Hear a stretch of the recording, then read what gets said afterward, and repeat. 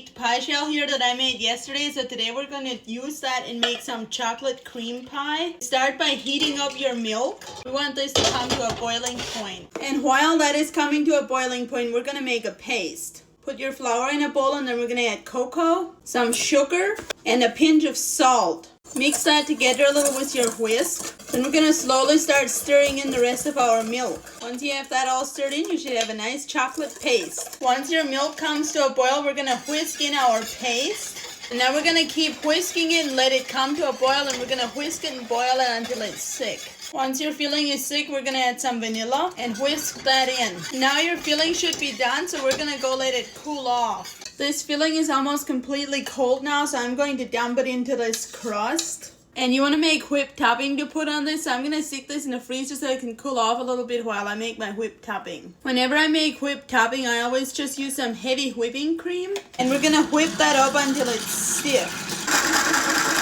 Once it's all whipped up, we're going to add powdered sugar and some vanilla. And we're going to beat that in too. And voila, you have whipped topping. And now we're going to put this on top of our chocolate-filled pie crust. And I'm going to cut into this right away, but I'm just going to warn you that chocolate pie filling probably won't be very thick because I didn't let it cool off long enough. But sometimes I'm a little impatient and I just want to taste my food. Okay, this chocolate filling is definitely still too warm, but I'm going to take a bite and make sure it's good before I tell you guys to get it. My gosh.